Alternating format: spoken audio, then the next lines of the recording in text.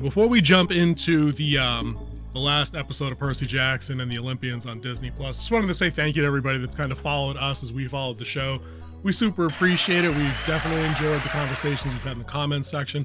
Some of you have been very insightful, bringing lots of knowledge, and we appreciate that as non-experts by any stretch in Greek mythology. So it's nice getting that take. And it was also definitely nice getting takes from some of you folks that did state that you were really big fans of the book series and were able to point out differences between the source material and the show, and still find it in yourselves to enjoy the show, because that's something personally I struggle with. Kingsy's a little bit better about that, a little bit more benevolent and lenient with those kind of things. But it was nice, and I just wanted to say thank you for that, and we do appreciate you guys coming through with the coverage. Kingsley, I don't know if you wanted to offer up any kind of gratitude or anything before we go. The following, the views, the likes, it's been completely appreciated.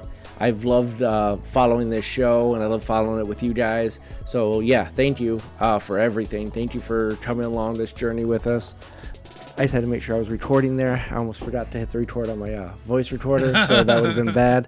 But yes, I do want to thank you guys for everything that you've provided, knowledge in the comments. I've had a lot of fun reading what you guys had to say, and I really want to keep this going. I mean, you got us up to 198 subscribers at the time of filming this video, so we really appreciate that.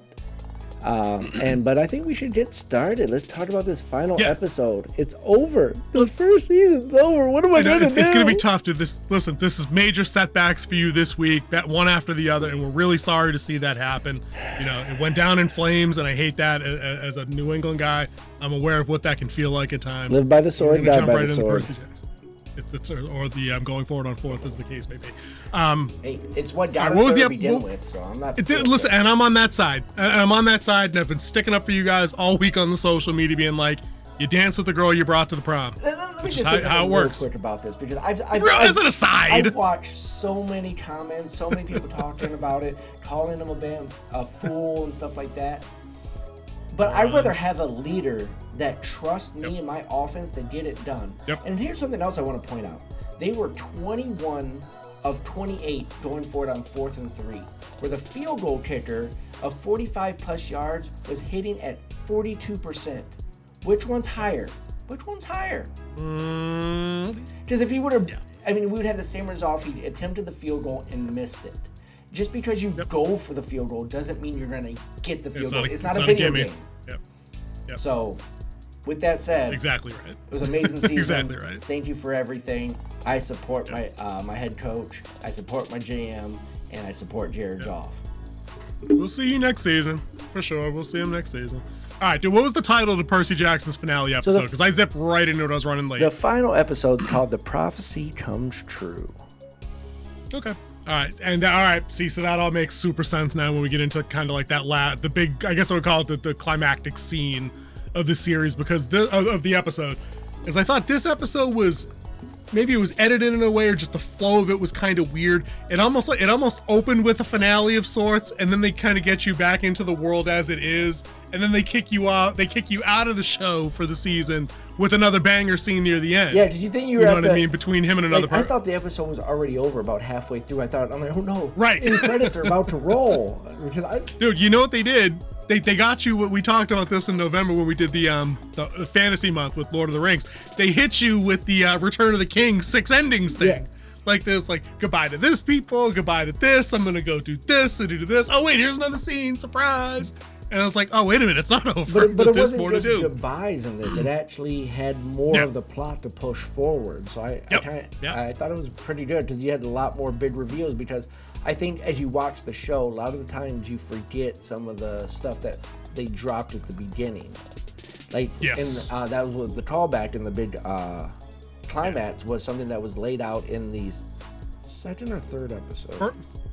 No, I don't think first or second. It wasn't first or second. It was very early. The first ended with him killing the Minotaur.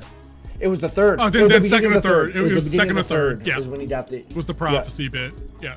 Okay. Yeah, you're right. It was in the attic with the goosebumps and the "Are you afraid of the dark" thing that I'm always referencing. Yeah, that was a nice little reveal. But I mean, how do we want to handle this? Should we let's do our general plot walkthrough, because this is kind of a breakdown video that we are doing for the show, and then we'll do woo yeah, spoilers because spoilers. If you don't want, all right. So if you don't want it spoiled, hit pause, go watch the episode, come back, and enjoy the conversation that's about to yeah, there it is. We should have see. All right, we're saying that's part of our format going forward. Okay, we're gonna use that in the next show. That we need that. Other channels have that. Learn. It is kind of a good thing. We do. Right. The T800's a learning computer. That's what we do. That's a reference for some of you young heads that won't get that, but you'll enjoy it if you Google the T800. This episode starts off right where the end credits leaves us last week. Yep. They're on the beach in Montauk. It's Percy. It's Annabeth. No, they're back in Montauk because the lighthouse is behind them and Mom's cabin's there. Okay. That's definitely Montauk. I managed to put a couple things together because I thought it was Santa Monica as well.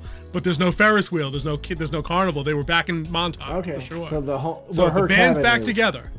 Yep, the band's back together. We jump right to that. There's no reunification. It's not really ever explained. I'm sure it is in the book. There must have been some connective tissue that kind of got them what happened after they escaped the underworld to get them back to Montauk to reunite them because they weren't. When they received the pearl, she was like, "What is from the sea will return to the sea." In wherever the pearl takes them to where they need to be. So the pearl brought them back together. So they all had this. Okay, then I missed that. I missed that in the exposition. Then that it kind of the way the magic work put them purposefully to where they needed to be together. Okay, cool, works for me as long as somebody says it was in there because that was in my question box that I keep for like the episode. I was like, did they really explain that or is that just a contrivance? I'm glad it's not. Good. Let's talk battles because we know you think you know me. Yep. Adam Copeland, again, show stealing almost. I love this dude in this role. I hope they cast him as Ares in all 47 seasons of this show because he's funny. He just is. He's funny. He's a good actor. He has he's not bad. He can be physical, as you can see. He's a trained wrestler, so he knows how to fight a little bit and how to also work with fight choreography. For all y'all who don't know, wrestling is scripted. They do practice the moves. No! They come up with what they're going to do beforehand, and they try it all out. They don't just go in there and like they whisper in each other's ear, all right, I'm going to do this now. No, this is all set up beforehand. It's predetermined. I will never say fake, because you cannot fake lifting a grown man above your head. Dude, there's dudes out there with chronic career-ending neck injuries and shit. That ain't fake. Yeah. Scripted, creative writing. Predetermined. Not fake. They are amazing athletes. Yep. Facts.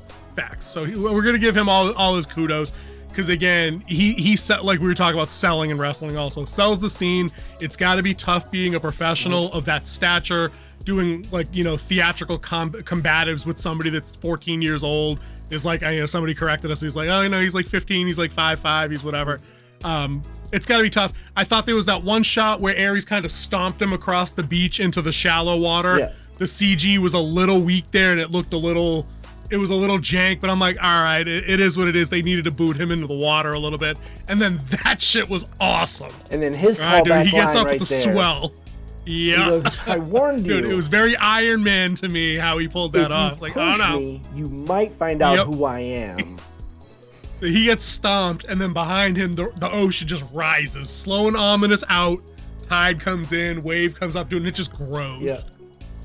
Just grows. It's like the end of that. What was the end of that movie? Not Armageddon, the other, Deep Impact. It's like the dudes are just standing on the beach.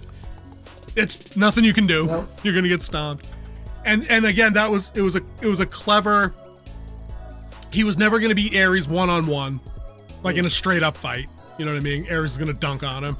But Percy, drawing on training that Luke had given him in camp, that they do a flashback. Which is a great use of flashback, as we've talked before, that it moves the point forward. It's not a flashback, just have a flashback. And Luke didn't and they paid this one off twice. And, Luke didn't teach him how to be a master swordsman either. Nope. He taught him the rules of the game. Yeah. The rules of warfare as they play. So Percy sets this up in a kind of Game of Thrones style. Tyrion asking what's his face to fight for him. I'm going to name my my champion to fight in my place, and we win or lose based on his trial by combat. Trial by combat. Percy challenges Ares to single combat, and like, dude, if I win this and this and this, if I draw first blood, this first blood, and then of course as the wave crashes down on Ares after that initial exchange. Percy's kind of gives him the run around, just gives him the old flick across the hamstring or the back of the calf or whatever, Achilles. And that was enough to win the duel, right? And not enough to hurt him, not enough to kill him, just literally enough to bleed him a little bit. And so he wins the duel. He gets the helm back for Hades, which is this big honking Master Chief Spartan helmet thing, giant. Yeah. Falls on the beach. They collect it up. Ares, though, says something very poignant here. Very, there's got to be impact to this in later books, I'm sure, where he says, yeah, the only thing you've won today is an enemy for life. And then he turned into his true form. And again, implications. I bet this must come up in a book somewhere where somebody doesn't look away in time like Annabeth got them to do. Where it's like, don't look at the true form. They kind of all look away, and then the helmet drops. So this episode, right off the gun, starts really well. Yep. It starts really strong. It's a natural continuation of what we had. What comes after that beach scene? Because like I said, I had to wake up from a midday nap after playing with my kid. Yeah, well, I'm a little hazy on after that. One more thing that you should point out in this scene is he was pointing out, like, he was there talking, I was like, it wasn't your plan, it was Kronos' plan. He's like, does he come to you in your dreams? He's like, gods don't dream, and no one tells the god of war how to pick a fight. Which you can see that is like, was I manipulated? You can see the fear in his eyes, like, was I actually manipulated into doing this? Yeah. Am I the sucker? Yeah, exactly. Yeah, for sure. But that's, and again, I don't want to stay on this scene too long because there's so much to talk about. That again is Percy being analytical and being a little introspective of himself, because he's reality checking himself versus a lot of these things throughout the series. And he's doing and saying smart things that aren't just like me being a 12-year-old sassing the adult. Yeah. Which is so many other garbage shows, and I'm not even going to do the rant this week. A lot of other garbage shows just do that. This kid is fighting 6 weight classes above his head, but he's continually making smart decisions that are forcing other people to check their interpretations of what's going on. Mm-hmm. And I feel like that's such a lost art in conflict and how conflict is resolved in drama, in shows, in movies, in creative writing, wherever. It's lacking. So every time they do that here, I'm just like, oh, okay, yay, clapping like a seal, because it's such low-hanging fruit. But when you don't have that, you're like, well, fuck, now what? Like, it's just, okay, they bang swords, yada yada. Okay, the helmet dropped. Okay, then next banging of swords, and then none of it means anything. It's those scenes that make all the banging swords matter. Yeah, the little bit. I mean, it's like less than 25 seconds of dialogue. Oh, dude, 30 seconds or less. You know what I mean? Yeah, that's the difference between good writing and bad writing. Yeah, is 35 seconds. Just think about that. So, you just need to put some thought into it. Like, you really just have to think about what you have characters do has to have rippling impact in everything that happens after that. If it doesn't propel story forward, like you said, or it doesn't reveal character, or it doesn't inform us of, or it isn't interesting in its own other way, like it has to be better than you trying to get a laugh track all the time, or you trying to get like a, oh damn moment out of every line because it's somebody just being a dick. I hate writing. You could also, and the show hasn't been that. You can also see good writing versus bad writing when you layer in the law of unintended consequences into it. Mm-hmm. And they've layered this in all the way through. Because of this, this is going to happen. Yep. So that I do enjoy that part of it. Like, there's like, because they accomplish one mission doesn't mean everything's gonna be hunky dory, everything's gonna be smiling, which we will see later in absolutely. Like 2 scenes from now. Mm-hmm. Mm-hmm. So what comes up after what is next after the beach? So after the beach, they go to the beach house because he sees it behind him, and he realizes actually where he is at that point. Oh, that's right. And they go into the beach house, and Mrs. Dobbs is there. Now, I'm going to stop you right there because this one is squarely in my question mark column, and I'm glad you reminded me because this was a quick scene. Mrs. Dobbs, who you guys might remember from the first couple episodes, was one of the Furies that was hunting the group down on their initial trek out to Memphis or St. Louis or wherever the first stop they were on the way to. And I was under the, she's there, she's working for Hades. She's kind of a Hades, a Hades creature, acolyte in this. And she's just basically the courier that's sent to pick up the helm. They give her the helm, and she's like, good luck on Olympus, you're gonna need it, maybe there's hope for you, yada yada. But my question was, how is she not stoned? That was one of her sisters.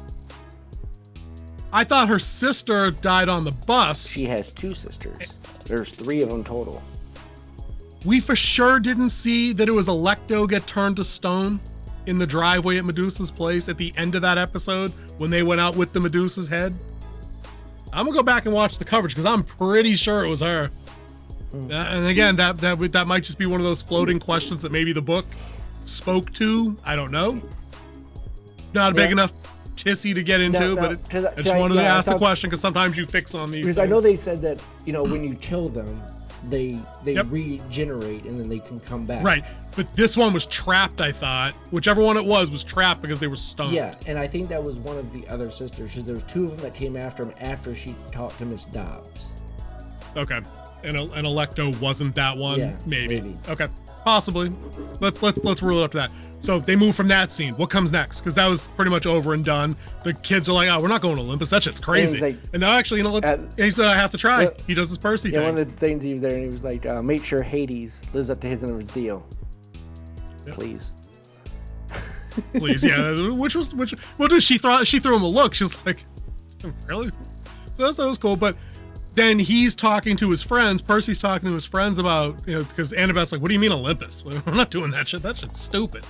And he's like, "Nope, dude, gotta try. Gotta prevent the last time this popped off. World War II happened down here. I have to try." Dude, I love this kid in this role. I love this character's written. I've consistently said this every week. Yes. Even if I wasn't super high on the episode, which we've been mostly high on the episodes, this kid nails this role. This character on this show, I can't fault him for the performance of how he portrays being a fledgling hero, being a reluctant hero into a fledgling hero. And then at the end, dude, he's bigger than a hero. Like Chiron tells him, no, you're more than that now to these kids because you showed them something. You're a leader. And then, dude, what's that called? Character arc. What's that missing from? Most everything else we watch. So I just... Because you have to be different from the time. And most of the time in good heroic fiction, fantasy fiction, not fan, you know what I mean, not fanfic, like fantasy fiction, it involves characters changing from a crappier, everyday, everyman version of themselves into something they probably aspired to, but didn't initially have the courage to pursue. You know what I mean? And that's this kid. He was like, he bullied in a museum. Yeah. By some hoity-toity rich bitch that's making fun of him. I wish we could have seen her get run over by a minotaur. That would have been more fun for me. Like, is it wrong to wish for like 11-year-old girls to get stomped by minotaurs? I didn't like that chick. Actress was great. She's one of them actors that can really sell you on being like the sniveling bitch, and I like that because those are the actors that probably auditioned for other roles. Like she probably auditioned for Annabeth or some bullshit, and they were like, "No, but we got this other thing." Just like the kid that auditioned for Draco Malfoy primarily auditioned to be Harry Potter, and they were like, "Nah, but this other role, read this, read this one," and then it works. So what happens after the helmet scene when they give it back? What's up next? So they give it back, and she goes, and she right before she leaves, she's like, there might actually be a world for your mom, right? For your mom to come back to." And then that's when the whole thing with the Olympus started. And then they're like, "You can't go," and he's like, "I have to go. I gotta stop this." And the time's already quest. He's like, "It's not about." And he's already said that. Like that's already been the plan in motion from last week, where he's like, "Yeah, I know this deadline's passed, but it's not about that. We're doing a new deal now." When he made the deal with Hades, so he's on point. Yeah. So is Olympus the next thing that pops up? Are we already at that part? The Olympus. Beautiful shot of New York City, the Empire State Building with the whole grayscale to it.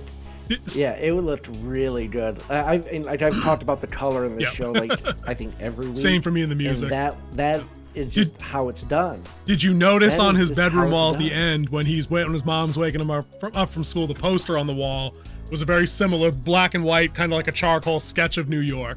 That was pretty cool. I'm like, okay, they paid attention a little bit. Okay. So, all right, you take over for this. He gets to Olympus. We're gonna skip right through. He drops the bolt on the attendant's desk. Is like, I got an appointment. And no, I don't have an appointment. It was good. We saw that in the cutscene last week. I mentioned I loved it. So that's exactly how you do it. You come up, yep, great baller move. Just come in. It's like, bitches. I'm here to see Zeus. And no, I don't have an appointment. That was good. He takes the elevator straight up to the 77 trillionth floor, or whatever it was from Greek. Did you notice on the elevator it had the Alpha and the Omega on there? Yeah, that's some Greek numerology going on for sure. But that elevator door opens, and again, I'll say very briefly, just like when he gets into Tartarus last week, I thought the shot looked great. I'm sure some people might nitpick some of the CG as being like flat or like matte painting. I don't care. I grew up on matte painting. That works for me. They had just enough little people moving. I don't know if you noticed it. Way in the distance, people, and probably women based on the color of like the togas that were being worn, but it was far away. It was just enough motion to trick you into thinking this was like a live landscape. And I'm like, dude, that works, because when everything. Did you ever see Thor: Love and Thunder? Did you get around to that mess or no?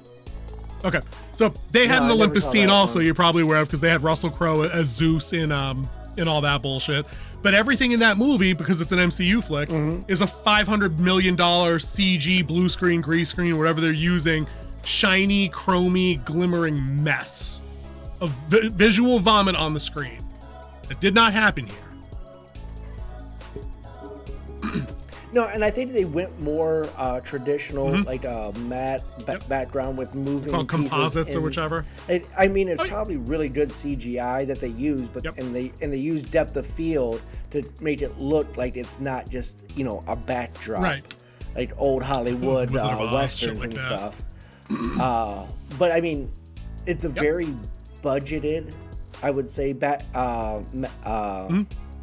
Mount Olympus area. But it does exactly what it needs to do. It doesn't need to be bigger than this. It looks like it's, you're back in ancient Greece. So I thought it looked really good. I'm like, it's what it should be.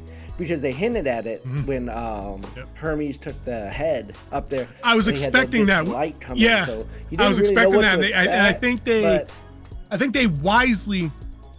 They shot from the other I think they angle wisely avoided...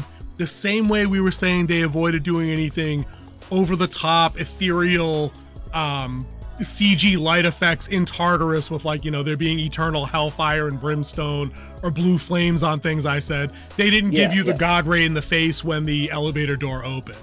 And like you said, it was very physical. Like there you could see the Corinthian columns and the platforms and like the it wasn't a hanging guard, but like the waterfall kind of stuff. The imagery that we get in Greek mythology. It looks like it looked almost like an oil painting of a vineyard. Right, that's what I mean. It's something like that, and it worked. And then when they transition right from, I know Florence is in Italy, by the way. I do know his geography, ladies and gentlemen. That's what it reminded me of. His math skills aren't that great, but his geography is pretty good. And actually, your math skills are always. I know your math's always been better than mine. Anyway, so they transitioned from that. They did the same thing almost in inverse, and I wonder if they reused some of the assets to stay efficient. Is when we get to Zeus's throne room, it very much reminded me of Hades' throne room. Flat marble floor, different colors and shit like that. Very polished, you know what I mean? Elegant, I think, is a word that gets thrown around too much when people are talking about set dressings and things like that. But it looked like a Greek, like I would expect that. Yep. There's, one throne. Yep. Were there three? There's three thrones. There was a big one. I was just focused on the dude sitting there, so I probably just missed that. But I'm saying, again, nothing over the top. We're not talking about gleaming crystals and shit like in like Clash of the Titans with like none Clash of that. Titans, I love the original Clash of the Titans. I like the remake too, actually. That's a video idea. Wrath of the Titans was horrible. Bad. I did think they went. The second one, Wrath of the Titans, was terrible. But Clash remake was okay. Yeah, that was bad. The Clash was alright. I liked some of the callbacks to the original Clash of the Titans, like the robot. I was like, what is this? That was my favorite part of the first movie. That really wasn't, but still. Yeah, so let's talk throne room scene. I'll get the one obvious thing out of the way. Dude, R.I.P. It's Lance Derrick, right? Who passed? Lance Reddick, yes. Lance Riddick. Riddick. I'm gonna have the thumbnail for this, and we're gonna cut this part out when I get there. The thumbnail is gonna be him, but he's gonna be doing the John Wick thing, where he says, "Good evening, Mr. Jackson." I'm gonna put that in there. So yeah. So I'm gonna back this. I'll cut this and get it to where we need to be. So in the throne room, we get Lance Reddick, R.I.P. Great actor, did a lot of good stuff. He's in the John Wick series. He was in that terrible series Resident Evil, but he wasn't remotely the worst thing in that. So R.I.P. to him, pulling off good performances. Percy Jackson rolls into the man's throne room. Dude gets up out his throne. Percy pleads his case. Well, actually, Percy does the proper thing. He holds out the boat and bows his head, I noticed the head bow. Kind of have to, that's probably what saved his life. Until he then almost ruined it by getting himself almost killed. We're going to talk about that because I know you got. He said what saved his life. Yeah. Well, but I mean, information. If he had rolled up in there like he had a set of brass ones, he might not have made it across the floor, though. That's all I'm saying. So, and I know you're going to have commentary on what saves his life in about 90 seconds. So hold on, let me get to that because that's going to be your part. I know. So he gives him the bolt. I thought Lance Reddick does a pretty good job portraying the dickish Zeus. I wasn't expecting to like the portrayal, not the portrayal, but the character, because Zeus is kind of a dick. In all the literature, he's kind of a dickhead. Yeah, you know what I mean. Not a very likable guy. So he gets the standoffish thing, the very big divide between mortals and half-bloods and the gods, where he's like, yeah, okay, thanks, yeah, give me the bolt, great, yeah, war, blah blah blah, don't care, it's what we do, be gone, that's your reward for bringing the bolt, and the information is you get to go with your life, kind of thing. And Percy kind of hits him with the stone wall, and it's like, no, that's not going to be good enough, because like this is a thing, the Chronos thing is real, and it's bigger than you know, and you guys can't handle this up here. He starts throwing shade on Zeus's family. You know what I mean? So walk us through the rest of this. Yeah, he goes after Zeus and let's try and say that you're not taking this serious enough. This isn't something that you're just doing. This is something that's going to come back, and it's trying to bite you in the butt unless you take it seriously. And you're going to fight a war and then have to deal with this. It's not the right play. Because one, you're going to lose some of your people that you're going to need to fight Chronos. Because remember, it took all the gods that he ate to defeat him the first time. Zeus didn't beat him by himself. He punched him in the stomach and he threw up all of his brothers and sisters, and then they defeated Chronos, chopped him up into 1,000 and million pieces, and threw him down the trademark reference. And now, and then Zeus, he doesn't like being challenged. I mean, that's the whole reason why they were going to go to war, because he believed the person who stole the bolt was challenging his authority as now the you see that god. Reddick did the wide-eyed bug gonna wreck you look till about the challenges thing, when Percy specifically said, your family obeys out of fear, not out of love. Ares bailed the first second a bigger, badder, patriarch showed up to like run the game. Right, and dude, he goes wide-eyed like that woman used to do in them commercials, like in the 90s when something shocked her. She had that ocular condition where she could make the eyes actually bug. I can't remember her name, but she was funny. Right, dude, Lance Reddick does his best impression of that, and he starts powering the bolt up. And then it happens. Enjoy your moment. And then we have Daddy Poseidon shows up. Yep. And immediately surrenders the war. Immediately. Yep. Caught him off guard. And he's like, what? He's like, I surrender. Just spare my son. Dude, ultimate dad would do. Musical swell. Camera sweeps in from the side and like you knew who it was. It wasn't like it was a surprise, but it was still just nice to see. Yeah. Like the old man in the sea shows up in the same shirt. He's got the same little leather bead necklace thing going on, looking like he just came in from a walk. And he said, like, it's the whole thing he said before in the last episode. When he knows who he is, I'll be there. And taking the bolt to Olympus was the proof of knowing who he is. Like, I think that's the not so inobvious implication. I thought that was a great scene, because them two have a back and forth, and Zeus is still a dick. Like, he's an unrelenting dick. Yeah, he's like, you're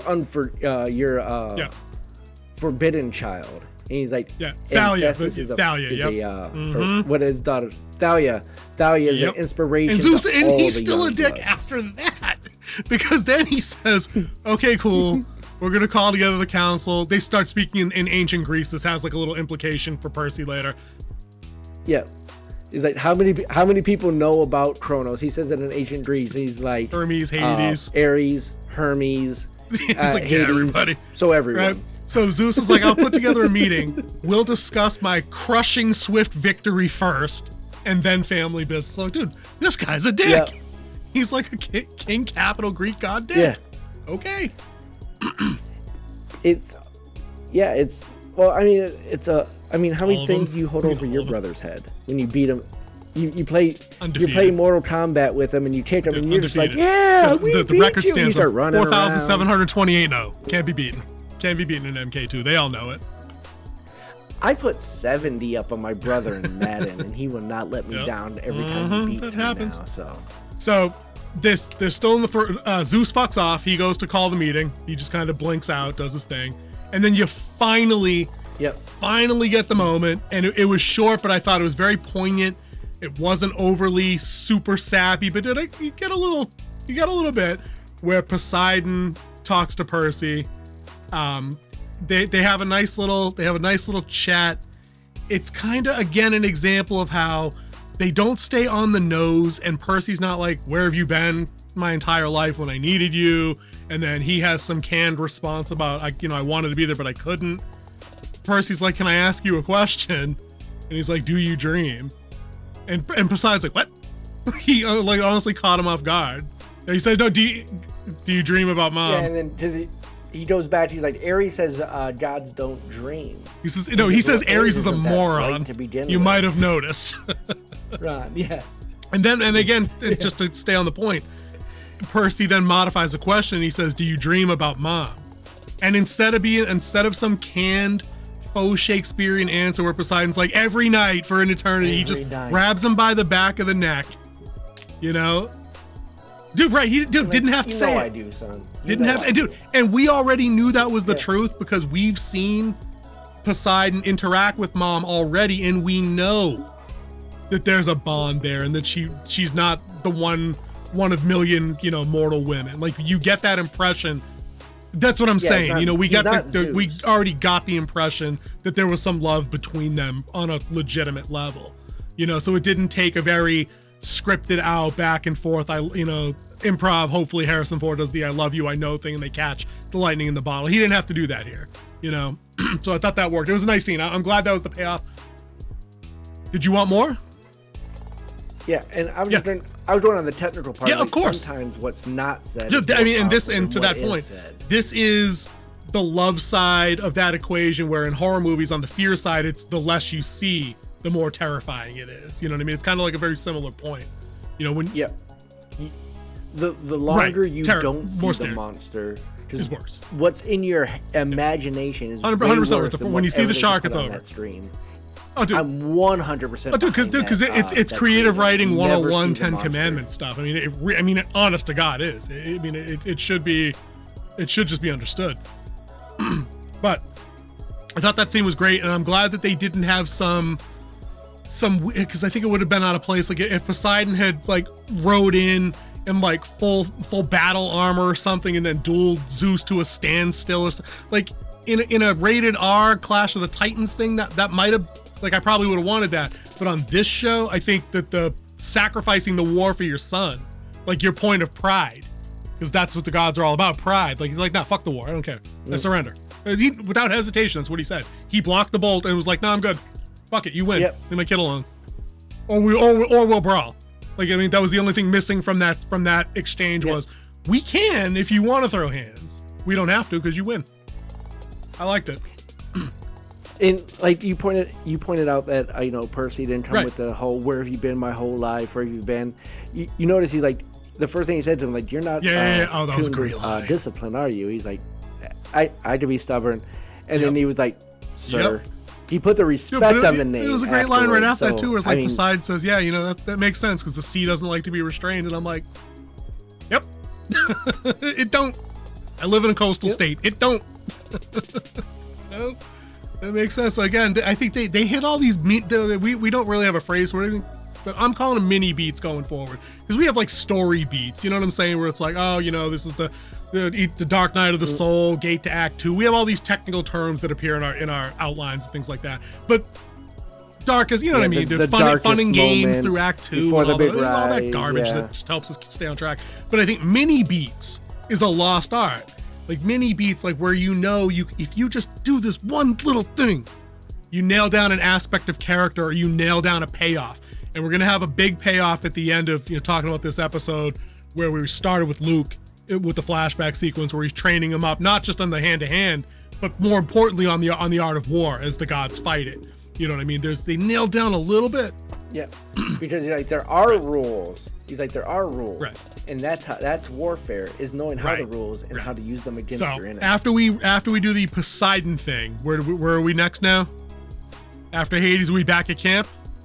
Okay, so one thing we did skip is there was another cutback scene with Luke where he talked about if you're small and scary, you get squished. And that was the thing, like, don't be small and scary, because he brought up that, like, why don't the gods fear the demigods more? Because they can break the rules that are set for the gods. And he's like, and then you're right. He uses the example where he's just like, and again, it's in conversation.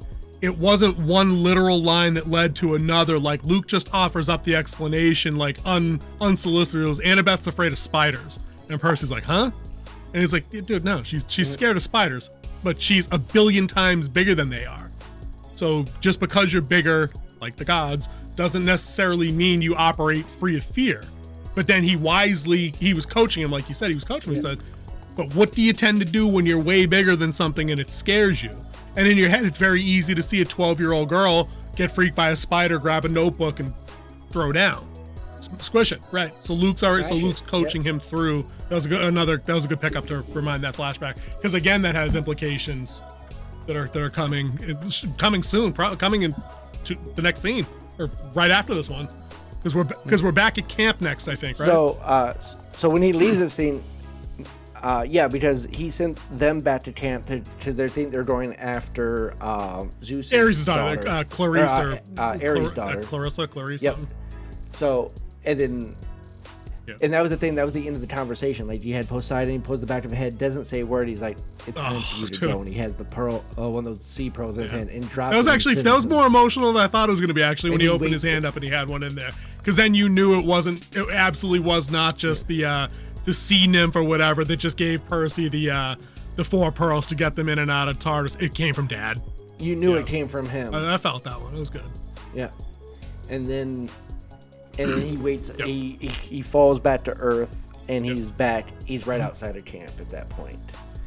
And then he comes in. They have a big hero's welcome for him. He saved the world. He stopped the war, even though he missed his deadline. He stopped the war. And he missed the deadline anyway. Twice. He missed his deadline. Yeah. I love that. But you're right. He gets the hero's welcome back to camp. Annabeth runs right up to him, gives him the hug, but she's starting to pump him info, because she's already been kind of keeping tabs since she was first back. And she's like, "Do you see Clarisse, the Ares' daughter?" And this chick looks pissed. So they're still giving it to you, like, okay, she's the one. Yeah. Like, this is it. Watch out for the backstabbery. You know. What happens after that? You run us through a section here. So and then they're like, well, we're gonna take you to this other part. So we could talk, and then he's like, Chiron. They were trying to get the school's principal Chiron, or whatever his rank is or role. Yeah, we'll get Chiron out there so we can explain everything to him, so we can all go after. And then it's a one-on-one with Luke and Percy, and this is when we were just talking about episode 3 in the Oracle.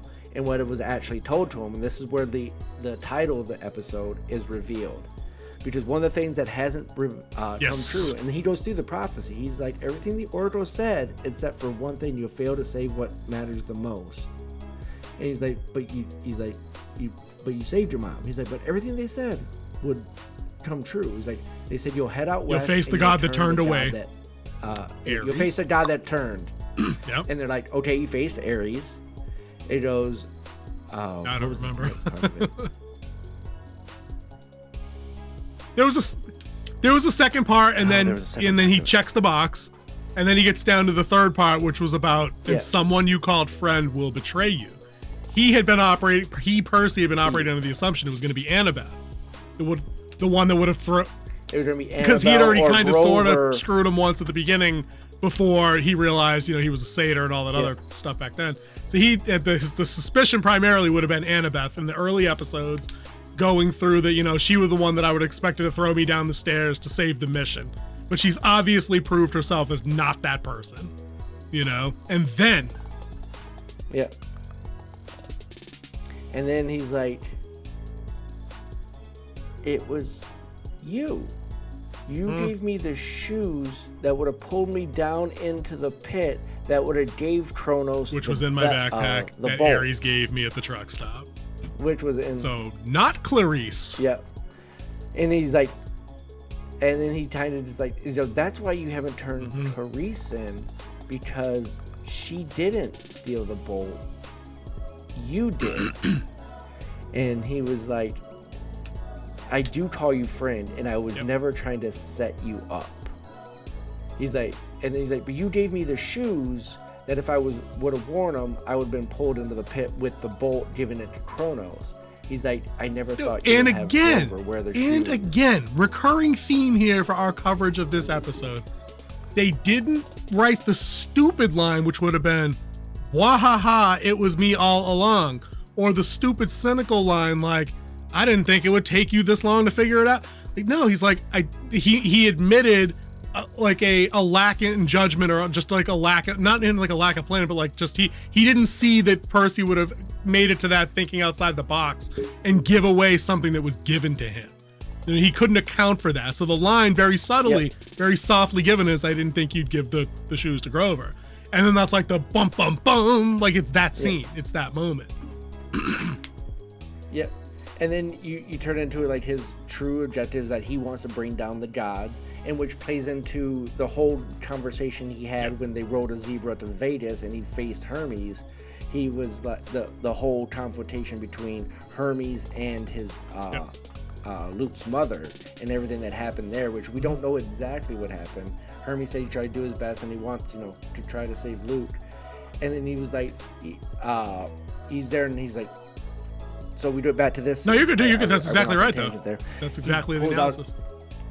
He pulls out a sword, and so Percy uncaps his sword real quick.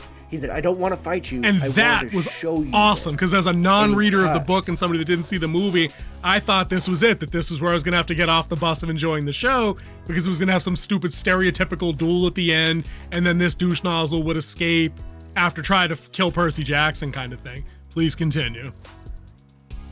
No, he's like, I'm not here to fight you. Awesome. I'm here to recruit you. Awesome.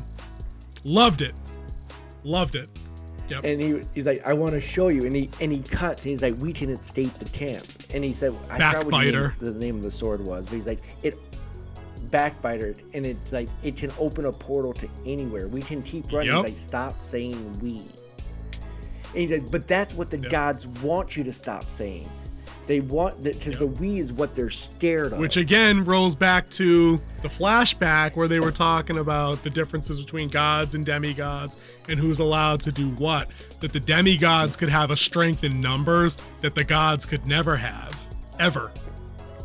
Which is why they've tried to eliminate forbidden children for a gazillion years.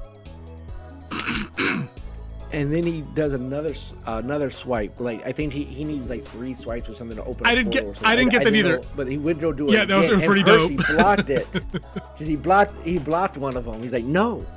He was like, and he's trying to talk him out of it. And then so they do get into a little bit of a sword fight. And then all of a sudden, right when he can take the killing blow on him, something out of nowhere hits his sword. And something hits Luke, just to be clear, they're dueling. Like, I heard the whole thing. Percy gets a shot. He thinks he gets a shot on Luke and immediately reverts to being like little kids. Oh, I'm sorry, I didn't mean to, because he thought he cut his friend. You know what I mean? He wasn't prepared actually to kill this kid. But it turns, I think he missed. I think Luke played it up. I think he sold it, if you will, with the wrestling terms we're using. Might have sold it because then Luke kind of gives him like a little counter nip and kind of puts him down. And like you said, he gets him like he's geared up and he's going to run him through. Like it could be all over here, you know? Yeah. And he had that hesitation. He had Yep. that, like, you know, this is Yep. still my friend. I still want to recruit him. And type Annabeth thing. shows up. But then I would say like a sling. It was like the rock they used to throw, like you'll see in a movie. Was it? I thought it was like she just threw a dagger because she went to her belt and like she was gonna pull a. When she pulls the cap off and reveals she's been there, I thought I saw an empty.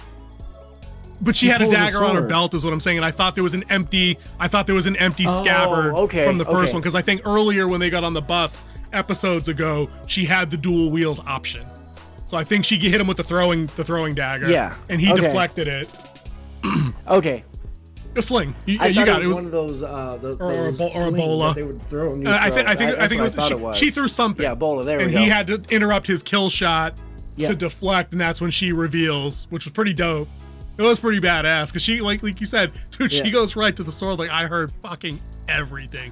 You scumbag. Oh yeah. And then you didn't see the hurt in both their eyes because because it was her, they were Luke, and Thalia. Right. They were the original three. Him. Yep. And he's like, I'm always on her side. And right now, she's not on yours. It was pretty good. So it was pretty good. He got that third slash because it made an H in the pillar, and he runs through a portal, and then you see the H like it was bluish. I don't know if I figured it wasn't the number of cuts. I figured it was probably some kind of glyph or something that he was trying to cut into that pillar, because they're doing this battle outside. Like it looks like not an abandoned shrine, but maybe just one that's not used as much because it's near the camp. It's not like they went on like a 3-day trek into like a forbidden zone or anything. They just got like a couple of the broken pillars, and then like King Z said, he carves a notch or a mark in one of the pillars, and then he eventually, it was pretty cool, it's like he cut the fabric of the world because the world flaps open like a stage curtain. Like, dude, it's simple. It's not like I haven't seen that done in like cartoons a billion times, or Harry Potter probably did it somewhere, I don't know, but I was just like, all right, that's nifty. I'll take nifty. It was fun. And then he fucks off to wherever he was going. So wherever he's going. So you know that him, Ares, and Kronos are all in cahoots and like, now. Yeah, good. And then that pretty much ends that scene. Because you see that she's looking at Annabelle, and then all of a sudden he's standing outside the house of Poseidon at the camp. Chiron. And he's talking to... And then Dionysus rolls up and plays Raffi from the League. Because he's totally Raffi from the League. That is such... Everybody get out! That was like, really? Is that really your name? Isn't your Peter? name like... He's like, no. Yeah, whatever, I don't think it is. Yeah. Which is great because, you know, he was always like Percy. He was little and like, no. He's like, my name's Percy. Mm-hmm. Percy Jackson. The name. So he's packing up and leaving camp. He's taking Annabeth with him, and she's going to New York to visit her human dad. Her dad. Percy's, I guess, going back to human school, because that's kind of, in a couple minutes, that's kind of after he says goodbye to Annabeth and gets the speech from Chiron about, we're proud of you and you're more than like we said earlier, you're more than a hero now, you're a leader. Like, be ready for what's coming. Yeah, and he said that he was going back because he has to make sure his mom comes back in Hades, lives up to his deal. That's the reason why he left. And you find out later that he decided to stay with his mom because she was back.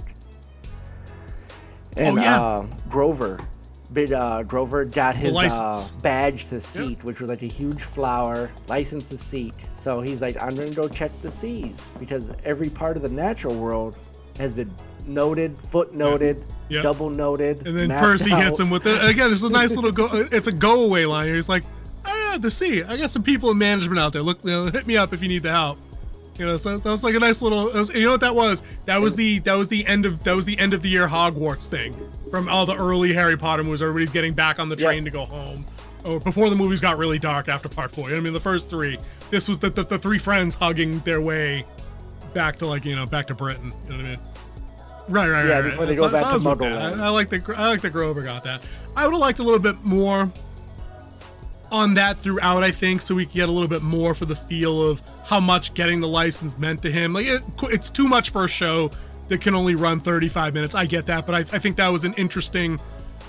My complaint from that episode, as I recall, with the casino and him bumping into Uncle Ferdinand or whatever was, we had never had that character mentioned ever You know what I mean? Like, could we have had a little bit more there? Because then that would have been a great B or C plot that I would have followed through. Like, what if Grover said, you know, I have to leave to go do this for an episode, and then he's just gone. You know, and like they don't have to worry about splitting them up and giving them something else to do. There could have been that. But anyways, they're on there going their separate ways track. Yep. Plan to be back together 1 year from today. That was we'll nice. meet right back here at this tree. Now I'm guessing that was the second semester. Which at the end I have something to show about the second. Now the tree that was the Thalia tree, right? Because the opening to that scene is Percy being like, you know, so what does she think about, you know, you going back?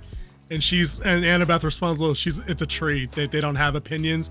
And he's like, no, that's not what I meant, dumbass, or whatever he says. I'm like, oh, that's cute. And she goes, but I think she was. It was nice.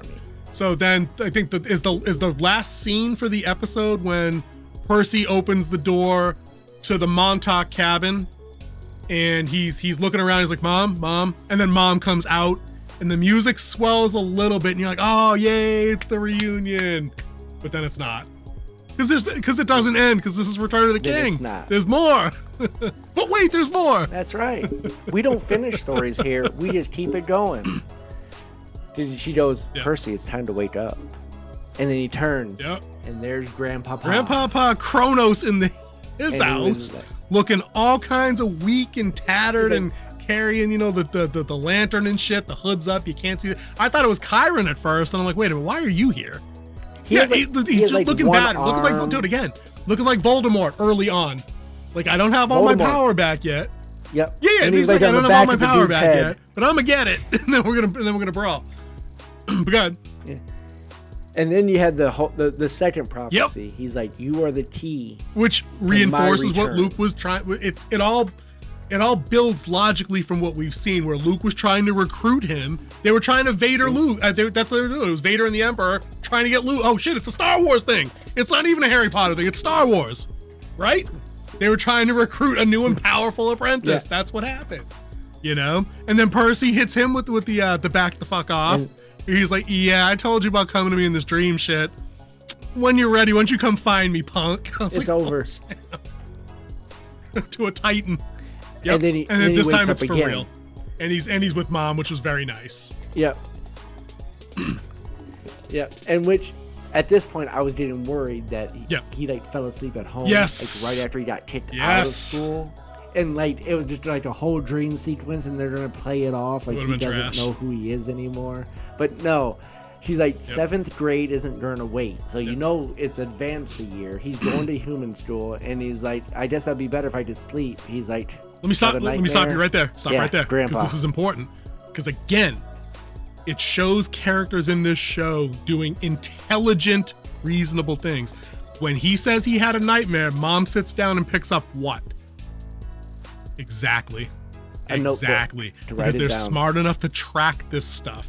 They're paying attention to cues. These are things we actually do in behavioral health. Like, we encourage people to write these down, to look for patterns of triggers and symptoms and things like that. I saw that and I was like, bah! Good.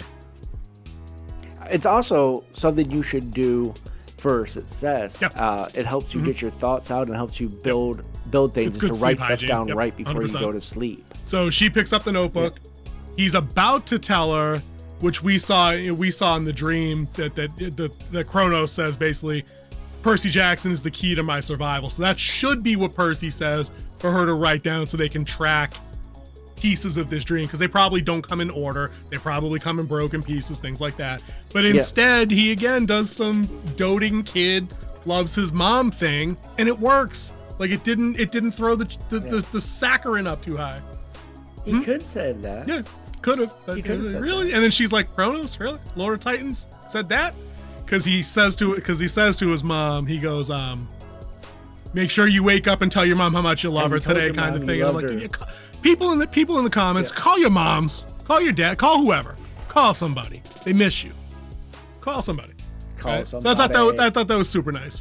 That's a little different kind of call somebody. No, whoa, this is familial. Familial, Kingsley.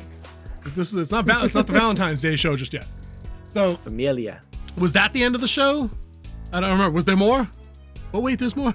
No. What was the last scene of this damn show? Okay, there was that. Okay, but this is the end of the show. Credit scene. It goes to she leans in and kisses him on the forehead. Yeah, that was and it goes to black. Well, they kind of get ready for the day, and he talks about like being a half-blood. He has his little like montage, voiceover montage. He gets ready for school. He grabs his pen, puts it in his pocket. He's like, "If the world seems a little weird to you, that was brilliant. You might be one of us." And come find us. Which was brilliant, dude. You know why that's brilliant? It's I said I wasn't gonna do it. I'm gonna do it. All right. It's what's missing from fucking Star Wars and Marvel. That aspirational, you might need to be part of our world because we need you. It's why the kid plays the video game in The Last Starfighter. You know what I mean? There's nothing special about you, Trailer Park Kid, except there is. And because it could be a Trailer Park Kid, it could be anybody. And because everybody knows what it's like to not fit in somewhere at some point, that's what makes this outro genius. Because he's talking to anybody. Yeah. Where is that? Where is that in everything else, dude? Where? You know what I'm saying? This kid's show. They shouldn't be doing it better than you. Everybody else. Except House of the Dragon. But that's not the same kind of show. You know what I mean? Different show. Did you see, side note, did you see they cast and the chick that plays the Targaryen in that? I know you don't watch House of the Dragon. The blonde girl is the new Supergirl for the James Gunn DC universe. So actress with profile coming through to play Kara. Okay. That's cool. Not using the girl they used in the Flash. As a side note. Yeah, she looks just like her. I mean, as far as blonde girls go, but even the features are kind of comic like level. You know what I mean? So yeah. Yeah, so they didn't use the same girl she's too from old. the No, CW Melissa show Benoist, I think, or is the in her girl from 40s, the Flash. Or early 40s. I think they're going for like somebody that could pass, because this girl on the show passes for a teenager because I think she's in her early 20s, I think. But anyway, side note. So that was the episode, but then we actually get the after credits, and I don't know, dude. It was funny. I thought I was going to set up a season 2, but like you said, they don't have a stitch worth of anything of that shot or filmed or written even, I'm guessing. So they probably couldn't have had that. They have one. Right, do you want to talk about the after credit scene specifically, and then you said you had something about season 2, and you can segue into that? So, hit it. So this is just a bit of a warning. If you mail something out, don't put your address as the return address, because sometimes you might get what you're not looking for. So you find out that when the mother comes back, she finds out, everything her husband did, where he blamed the death of her on Percy. On Percy and everything else he did. So she's divorcing him, and he's going through the big divorce, and he's talking to his lawyer, and he comes to the house. He's like, she changed a lot. He's like, can you do something about this? He's like, and he says something. You can't hear what the lawyer's actually saying. He's like, no, I mean, can you, like, he lowers his voice and shit, something like that. And like his lawyer hangs up on him. The lawyer hangs up on him, and then he sees the box, and it's like, return to sender, Percy Jackson from the gods. And then he's like, he opens it up, and of course we all know what Percy Jackson mailed to the gods in episode it was the end of 3. Yep. Yeah, it was 3. Yep. And then good old stepdad. I do it, and we all knew it as the audience, because even if it didn't say gods on it, I'd have recognized it as it was the same box. It looked like the exact same box that he shipped it to them in. You know what I mean? It was pretty cool. I liked it. I'm glad that he got it, because I had forgotten all about that he had blamed the real world death of Percy's mom, his wife, on Percy, because like they did the news coverage of it or something when they were fleeing on the train. I think they had caught part of that. I think is where that came up. It was right after the battle. So that's when they were taking the train out, right? The Chimera. Oh no, they took the train in. Yeah, you're right. It was after that. It was right after. That's right. Yeah, they took the train in. It was after that, and they're like, we can't get on a train. Oh, they saw it in the diner. That's right. They saw it in the diner. Aries the first time. That's right. I'm glad you said that, because that was the last thing in my question mark box. I'm like, why is this guy getting divorced to me in a dick? I thought it was kind of funny. I totally forgot about that. So see, again, we need people to watch these things in tandem, because you pick up on these things, and then I don't have to go, that didn't make sense. That didn't make sense. I just forgot about that shit. I need to get more sleep, I guess. I don't know. But yeah. So did you have something on season 2? Like what I know that. How did you get across the name? Is this a confirmed situation? I am 80%. All right, what's sure the name of the second season? What's the name of the second book? Because this was the Lightning Thief book. Okay, Sea of Monsters. Oh, so, Sea of Monsters. So what are they going with? You think they're just going with year two? What is this, Batman? Yeah. Is because when I was on IMDb today, it had season 1. It had a 1, and it was like season 1, and then it had year 2. Okay, well, keep it posted. So I think I don't know. I think maybe they could use book-related titles as a more creative way. Like they could have called this, instead of Percy Jackson and the Olympians, probably would have been a good starter season. Right. That's the name of the book series. Yeah, I guess you don't really name seasons of TV shows. So. Like that's not what Game of Thrones does either, or anything like that. So I guess that makes sense. Yeah, they don't name the season, but they call the whole series after the name of the first book. All right, dude, give me a rating. Let's do ratings for the episode. All right, episode for the rating. I'm gonna go with I'm gonna stick with my defense because we did defense last time. Setup man did his job, and the closer shut it down. I mean, we had Mario Rivera come out there to enter the Sandman, and he just went 1, 2, 3. Wait, can we get DMCA for that? I just did like one bar. But yeah, I believe they nailed the landing on this one, which they really needed to, because I mean the series has been outstanding, and they need to nail the landing to bring in attention for their second season. Now I believe viewership will actually go up now that every episode is out, and all y'all binge watchers are going to be out there, and you're going to get it. And if you're a binge watcher, go see this series. So that's what I'm going to go with. It completely stuck the landing. The closer shut it down, and we're walking away with a win. Yeah, completely agree. And I'm just going to very lazily take take your defensive analogy again here. Retire the side quickly. Maybe 10 pitches or less. Because I think there weren't any. There wasn't even a near miss in this episode after we've talked about and kind of ironed out some of the gaps that I usually have week to week where I got to sort things out. The performances are on point. The aesthetic is on point. I love the you do the color grading and stuff on the show. I love the sound design on this show. I'm a sucker for sweeping orchestrals when they use it. Like they prey on my emotions when they're supposed to. When Big Daddy Poseidon shows up for the block, I'm with it. When he's having the duel with Luke, there's a little bit, not quite on the level of like Duel of the Fates in Star Wars or anything, but there was some emotional beats as they're having their exchange. And then the scene at the tree at the end with Grover and Annabeth and Percy has its own little bit of music. And Percy's mom kind of has a theme of her own, like when she entered the room at the end of the episode, even though it was a dream. It's like the show's title music, but more subdued, kind of like how the Star Wars theme has like that more subdued for like the quieter moments. She has a theme that whenever she's in one of the flashbacks, that's her music. You know what I mean? And I enjoy all of that. So yeah. I think they absolutely stuck the landing, and that in and of itself, just to be able to, even if the run of the show isn't great, it's just tough to stick landings anyway. You know what I mean? So, and where this show was pretty good, I think the pressure probably even higher to stick a landing. So kudos to them for actually doing it. I think you're right. I think now that all these episodes are available, I would hope there's a jump in viewership for the show. I would like more seasons of this show. I think from the numbers we saw, it was tracking in the bottom half of like the top 10 down the stretch on Disney and on Disney Plus and Hulu, which is too bad, because I think there's just a content glut of crap, and this just got lost in it coming out maybe when it did. I don't know. Yes. I mean, the first couple episodes had huge numbers, but that's starting to drop off because I know a lot of people who won't watch series now unless they do the Netflix drop. They'll wait till it's all out there and they can watch like 4 or 5 episodes in a row because they don't want to wait till next week. Yeah.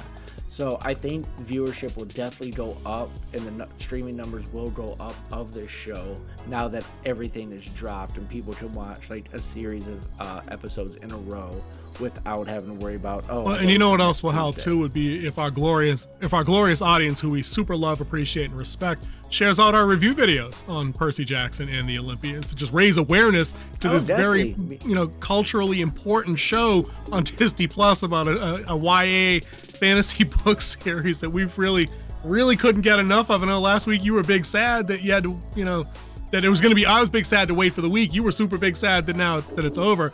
But I guess, don't be sad that it's over. Be sad that it happened, King Z, I guess is the Be happy that it happened. Be happy. Oh yeah, that it yeah. happened. No, I said that wrong. Don't I be screwed up sad the that quote. it's over. Yeah, that. You know, be happy the that end it of the high happened. school quote thing. You know, that kind of thing. So yeah, I think that's. I'm glad we watched this. I was up on the air about it because we've had such a bad run of anything Disney Plus. I did Echo. You guys can check out the series on my review on that series. That was a mess. This tracked ahead of that in viewership by like a factor of like 3 times more. So that's a good sign, I guess. You know, it tripled up their views. So there's that. King Z, if we're all good here with Percy Jackson and the Olympians season 1, why don't you read us out? All right, well, you just sat with us for about an hour as we reviewed the final episode of Season 1, Percy Jackson, the Olympians. And if you sat here through this whole video, please hit that thumbs up button because you know you like it. That thumbs up does help us as it gets our video out to other people who might get to watch this show because they're wondering what to watch next. And that's one of the tags we're going to put in this is what to watch next. Watch Percy Jackson. But if you haven't subscribed yet, go ahead and hit that subscribe button so you can join the den. We're, like I said, we are currently at 198 subscribers. We are trying to get to 200. We're 2 away. We'll probably do a special video when we do hit that big 200. That's a big milestone for us. Also, make sure you hit that notification bell so you never miss new content when it's dropped. And with that said, we're going to say good night, goodbye, and the camera goes black.